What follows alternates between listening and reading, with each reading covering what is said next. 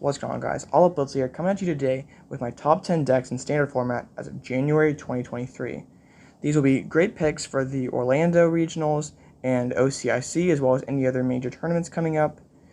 This is a little different than anything I've done before, so bear with me. There might not be my cleanest video ever, but if I have any suggestions, if I missed anything, if anything I said is just outright wrong, let me know down below. I'm happy to debate any of you guys. Take me on. I'll defend my picks. But if you want me to go in depth with any of these decks, let me know. I have made a couple videos on these already, but if any one you like me to go even deeper into, please let me know. I will be happy to oblige. Please consider subscribing if you enjoy this kind of content. We're trying to build this channel up. I post Pokemon videos every single day and 2 on the weekend. So yeah, without further ado, let's get into my top 10 decks in Standard, January 2023. Kicking off our list at number 10 is ARCEUS Toolbox. This is the same list that Makani Tran got top 8 at the San Diego Regional Championships with, and I'm not super, this is not my favorite deck in format at all. In fact, I don't really care for this. I think the Aerodactyl package is rather weak right now with the Clones and Lugia. But I do think ARCEUS Flying Pikachu, Espeon, they're all very strong in the right scenario, and Polion can be good in the Lost Box. I just haven't really put enough time into this deck to really know what direction it needs to go after Cologne and Lugia. Because Cologne shuts off Aerodactyl, Ancient Star, and then that was mainly your main game plan. You don't really have a whole lot of a backup plan if that doesn't work. So, yeah, I think this is not at all the most optimal list. I don't know if Aerodactyl is even in the optimal list right now, but yeah, so this is probably my worst list in the video. I'm willing to admit that. So the deck tries to use ARCEUS to accelerate all these other random tech attackers. You've Aerodactyl to shut down Duraludon, also decent against Mew. Not Duraludon, Lugia is also decent against Mew. Flying Pikachu for those annoying basic decks. Espeon to protect against like Yveltal and Lost Mine, and Polion to slow down Regis and Lost Box. Then you have the Drapion for Mew, Yveltal for Lugia after you Ancient Star them, and then you have pretty stock standard ARCEUS list after that. I don't really care for this deck's matchup spread too much. It is pretty saucy into Lugia with Cologne. Its Mew matchup is pretty decent. It is decent into Lost Box. It just doesn't wow me in any way. Like it's not necessarily a bad deck. It's just not anything overly special. So I would not recommend this list. This is not a deck would have a whole high level confidence in. At least this current list definitely could make some adaptations to it, and it could definitely be the right pick for the right meta, but in my opinion, it is not the right time for this kind of deck. On to our next deck, and that's Water Box. This might be my favorite deck list in this video. I've definitely spent some time into this one. This is the exact same list I uploaded last week, but except I cut one water for a third Capacious Bucket. This deck is loosely based off Tim Franklin's winning Brisbane regional list.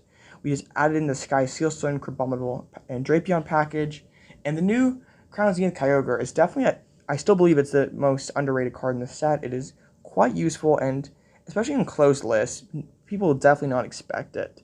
So we have the Inteleon Shady Dealings as our backbone. We have the Quick Shooting to set up math, whether it's between Wild Freeze or Crabominable's attack.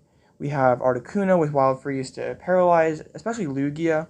And I feel like a lot of the Lugia lists that are playing the Cologne, Raikou, the Collapse, Dunsparce, Manaphy, all that, they're cutting Burnkeeper and not really expecting paralysis. So I feel like this could be the time for Water Box to shine. We have Ice-Cube into Lost Box, which is sort of sus now, but I think it's alright. With Sky Sealstone stuff, I think Ice-Cube is sort of gone by the wayside, at least in people's perception.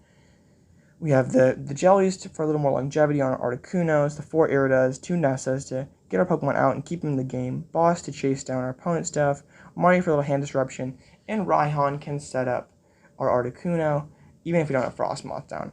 I need to test the Lugia matchup more with the Cologne Raikou package. Definitely could be a pretty scary matchup, though. You are very favored into Mew, and Lost Zone is not. It depends, because Ice Cube can sometimes wall them out, but sometimes it doesn't, so it's definitely matchup dependent. Goodra is also sort of a sus matchup. hope is to be able to paralyze them enough times and then be able to crab for a big one-shot and take 3 prizes. VIKAVOLT is atrocious. Regis is very favored. Duraludon's pretty good with the new Sky Sealstone stuff. And yeah, that's about all the major decks. I did make a much longer video. If you want to watch some gameplay about this deck, it'll be in my Crown Zenith playlist, link below. But this is one of my favorite decks, and if I were going to Orlando Regionals, this might be the one that I would take. I'm still not 100% sure, but I do like this deck quite a bit. Alright, on to number 8 here. Probably my favorite or second favorite deck in format is ELDEGOSS Control. This is very similar to Sander Wojcik's top 8 from the Liverpool Regionals. I made a much longer video about this one as well, and I plan to make a much more in-depth breakdown of all this deck's matchups in just maybe in a day or two after you see this one, so stay on the lookout for that one. This is Yveltal and ELDEGOSS based control deck. We do have Regieleki also to recover resources. Yveltal is very useful against Mew and Lugia. We have our Snorlax to help us set up. The other Snorlax helps us. It can't be affected by any effects, so it cannot be Lost Mind, and also can one-shot other Snorlaxes and Lugia, which is otherwise a pretty annoying attacker to get through.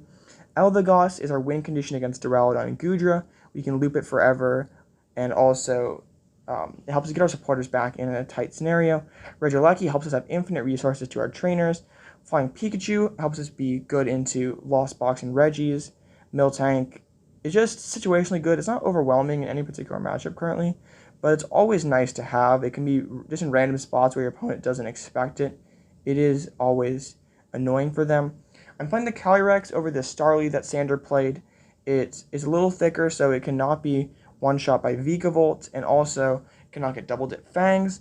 Manaphy to protect the bench, conceal cards to get into the deck, Colress to also get into the deck, and also we can Lost Zone our useless pieces because a lot of the cards are matchup dependent. Boss to Gust. We have Sydney to attack our opponent's hand, especially good against Mew and Lugia when they're just holding their special energies. Birdkeeper for ELDEGOSS retrievable switch card. Thornton to get into our some cool swing plays quickly, like get our Flying Pikachu down all in one turn. Bruno for Shuffle Draw. Peonia to help us get into our prize cards. Quick Balls for the search. Net to pick up our guys to get to the ELDEGOSS endgame.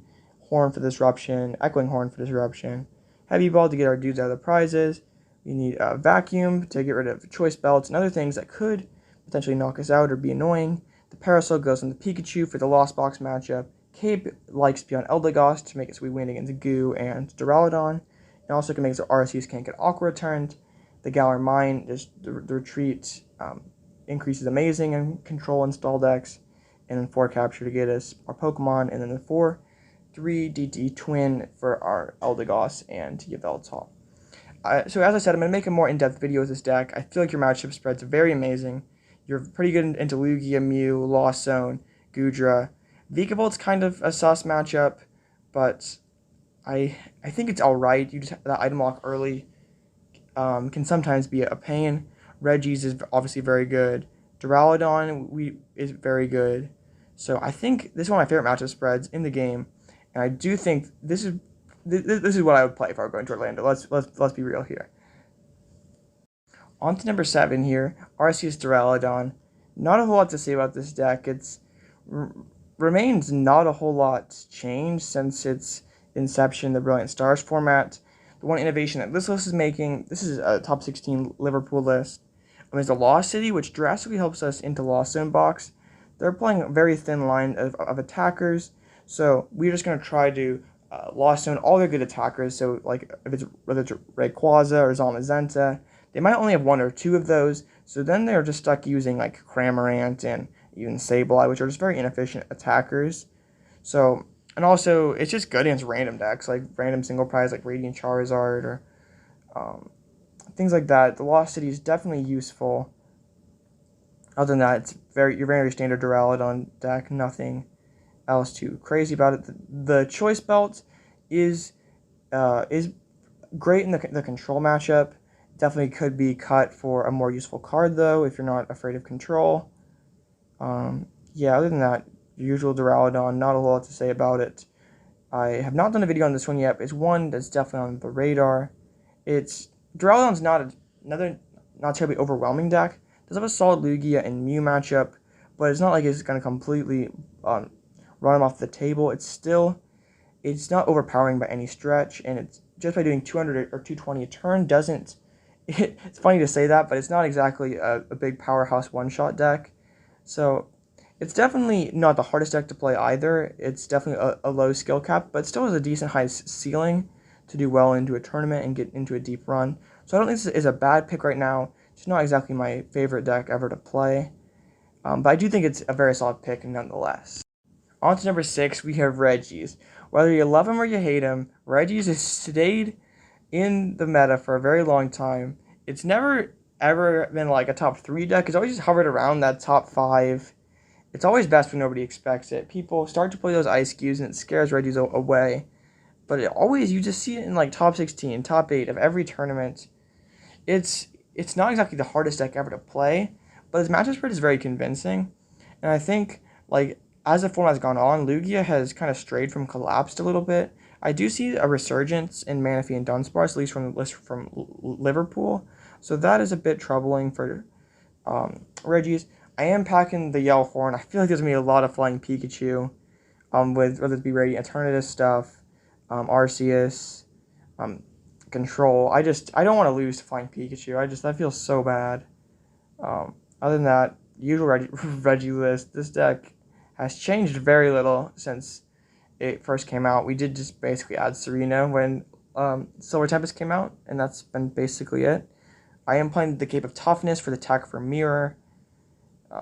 This deck, it has a very good matchup spread, but its biggest weakness is itself. It's its own worst enemy. Like you can just break out of some bad matchups, and the thing is, it can be sort of a forgiving deck because being a single prizer, you can brick for a couple turns and still win into some of your bad matchups because just being the nature of a single prize deck is you don't fall too far behind, but it can definitely break out. It's another deck that I don't necessarily like to play.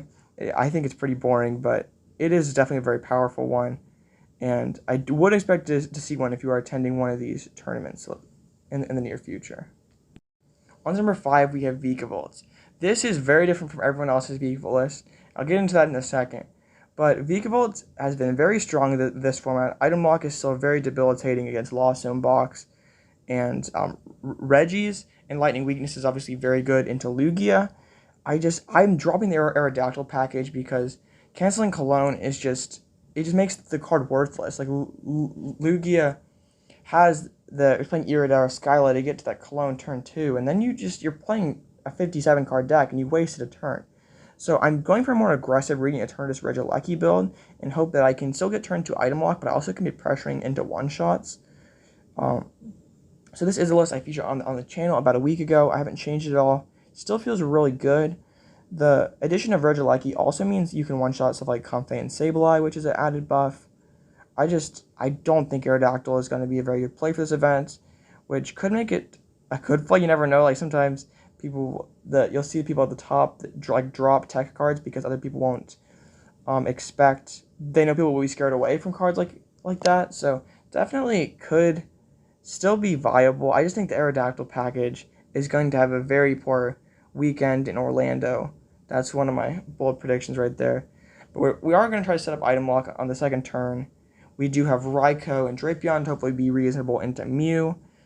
But I do think VIKAVOLT's matchup spread is still incredibly strong. It beats a lot of random single prize and stuff like that. Item lock just has to be enough against Lugia, which is sometimes scary because it's completely out of your hands sometimes if Lugia can beat you, which isn't exactly comforting, but yeah, I think this deck's matchup spread is still very strong. It would definitely be on my radar if I were attending the event. But yeah, that's VIKAVOLT. On to number 4, we have Goodra VSTAR. Goodra VSTAR came out of nowhere, taking 2 of the top 8 spots in the Liverpool Regional Championships and also having a couple other Day 2 placements. This is Stefan Ivanov's second place list. He did say after the event that he would take out Raihan for some other card. He specifically mentioned Big Parasol, but this is his list right here. Goodra is very strong, sort of in a different way from other decks, it's not going to be completely overpowering your opponent, but that Rolling Iron, taking that damage reduction and the Moisture Star for the heals, it makes it a pretty strong deck nonetheless. Your Lugia matchup is definitely the most convincing part about this deck. You have one of the better Lugia matchups in the game. The one scary part, and like you probably saw in the finals, is your Mew matchup is not very good. They can use Cross Switcher and Boss to get around your Rolling Iron and just one-shot you with a couple tablets and a Choice Belt. So I'd definitely be afraid of that if you were bringing Goodra. I don't know if that means second Drapion is a potential include, but I would be very afraid of Mew if I were bringing Goodra, especially after its big showing in Liverpool. But I'm not. I know I've said it like a ton of times in this video, but Goodra is not my favorite deck to play. This list specifically just feels kind of weird to me. I just like VIP passes and Lost Zone, and the Capture Quick Ball is just kind of odd. Like I would probably play VIP passes, but this is the winning list, so we'll give you that. So definitely a very strong pick. Yeah, and that's Goodra. On to number 3, we have Lost Zone Box. I actually have 2 different builds here. This one is my personal favorite. It's that dog Lost Zone Box I posted on the channel a couple days ago. I base this off a Rayquaza Lost Zone Box list. I feel like Amazing Shot is just one of the best attacks in the game right now. Zamazenta is also crazy strong, being able to one-shot and just do a ton of damage pressure onto Pokemon for very easy, very low maintenance, and also being kind of thick and hard to take out. And the Zacian just fits in very nicely, and it's able to give us a decent time into Mew and Duraludon. So I feel like this deck's matchup spread is very, very strong. The more I think about it, the better the deck just seems to me. It is a little on the inconsistent side. Like any Lost Zone Box deck, you can just... sometimes you just draw, like, you just lost in the wrong piece, and you're just in a tough spot. Luminion's definitely a card on my radar to add to this deck. I just hate breaking. That might be because I'm playing best of 1 for the last 3 years, but I just don't like breaking, so Luminion definitely is a card you consider including. But with the Drapionization, we're very good into Mew. And this list, despite having the 2 amazing rares, only 4 basic energies makes it relatively simplistic. And I feel like a lot of Lost Zone Box, especially ones that are like playing Sky Sealstone, are trying to do too much right now and are just not super consistent. And I feel like sort of the strength of Lost Zone Box is win or lose the coin flip, you're still in the game. And you have attackers for just about every matchup. This list is not respecting ICQ Wash very much. We have the Rope Boss, but that's about it. So could consider adding in some way to get through that, Echoing Horn or something along those lines. But I am not respecting ICQ too much right now, aside from in Reggie's. But yeah, that is Dog Lost Zone Box. Alright, and here's our other build of Lost Zone Box. This is an amazing rare Rayquaza list, but I'm still playing the Raikou package. This is a Mikey Block's top 4 list from Liverpool, if I remember correctly. I think the Rayquaza still has merit. Being able to one-shot on a one-prizer is still very strong. And having the Raikou to still be able to pressure the bench is also very good. Yeah, not too much else to say about this version. It's sort of similar to the other one. The other one I'm playing is Zamazenta, and Zacian is one-shot attackers. This list I'm playing Rayquaza. Other than that, the counts are fairly similar. But yeah, this is Rayquaza. It's actually surprisingly consistent. I would also consider adding Luminion. I just want to have Luminion in just about any Lost Zone Box deck I play. It doesn't feel a little bad in decks like this where you don't have any waters to awkward return it back. So maybe not the strongest inclusion in the Raikou Rayquaza builds, but any Lost Zone deck that I'm playing water energy, I'm probably playing Luminion in, because not only is it a decent attacker, but just being able to have that consistency boost is very significant in my opinion. I think this deck is one of the strongest decks right now. It's easily top 3, and could definitely be number 2. So yeah, that is Rayquaza Lost Zone Box. And alright, on to number 2, we have DTE Mew VMAX. This is the winning list from Liverpool. I think this deck is incredibly strong. One of the most impressive decks in format if it gets to go first. You have your Mew VMAX and just copying Technoblast it for 200 or for 190 damage plus more with belt and tablets. We have Path to the Peaks to slow our opponent down. We have the Cross Switch and Boss to aggressively control our opponent's bench. We have the 2 Forest Seal Stones, Echoing Horn, which makes it work pretty reasonable into Gudra and Duraludon. The one card I would like to... I love my Silent Pad in DT Mew. It's just one of my favorite little combos. So I understand like the Collapse, the Parasol, but I would really like to find spaces for Silent Pad, but it could just be overkill. I don't know. Like maybe you're trying to win the game so fast that Silent Pad's not going to matter most of the time. So definitely could be there, but this deck definitely is going to make Drapion on a lot of people's radar, considering it sort of wasn't there too much in Liverpool. So if you do play this deck, expect to face a couple Drapions, but that's been the story for me ever since Lost Origin has come out, just whether you hit Drapion or not. So this deck it's been very good for a while. Just being able to use Roxanne Path, basically keep your opponent ability locked, sort of like how Zorogarb was back in the day. Like you have such control of your deck, but also you can control your opponent's board so well by cross switchers, Paths to Peak, and Hand Disruption. So it's definitely sequencing can be hard for this deck, but it's definitely very, very good. And also it's one of the more fun decks in format too. So this deck's matchup spread is not... I wouldn't say it's overwhelmingly great, but if you win the coin flip, you're just about favored into everything. But that's also depending on Drapions being in other decks. So might see Drapions. You're probably gonna see Drapion in Lost Zone Box with Sky Seal Stone. Probably gonna see Drapion in Lugia now, or definitely could see that. So definitely be on the lookout for that if you are playing Mew. So yeah, that is number 2, DTE Mew VMAX. And our final deck, number 1, Lugia VSTAR. This deck has taken the format by storm since being printed in the Silver Tempest expansion. And yeah, this deck's got it all. It's got a big blow 'em up 2 prizer. It's got big blow 'em up 1 prizers. It's got board control with Raikou. It's got multi-prize with Stoutland. You have Canceling Cologne to also it's just such a great card in the deck. It shuts off Manaphy, can shut off Aerodactyl. So one card I would consider adding to this list. This is, I think, the 5th place list from Liverpool. I would consider adding a Skyla to this list. Birdkeeper or Collapse maybe could come out. I want a Birdkeeper because I feel like Paralysis could be a pretty strong play for this event. But Skyla to find that Cologne on turn 2 is very strong. Yeah, other than that, this is a little greedy of a list. We're playing only 2 captures, 3-2 Lugia, so I'm sure there's be some people who are not super pleased with that, but I want to fit all these attacks. I feel like a lot of these tech attackers are just... It's the appeal to Lugia, let's be honest. Like, no one plays straight Sharon colorless Lugia. Like, that's not why people play the deck. It's being able to be 2 prize one turn, then be completely single prize the next turn. That's basically the appeal to Lugia. You guys have faced this a million times on ladder. You know what it does, but this is definitely the strongest deck in format. Let me know down below if I missed anything, I say anything completely stupid. Yeah, and this has been all Blitzel, and I'll catch you guys on the next one.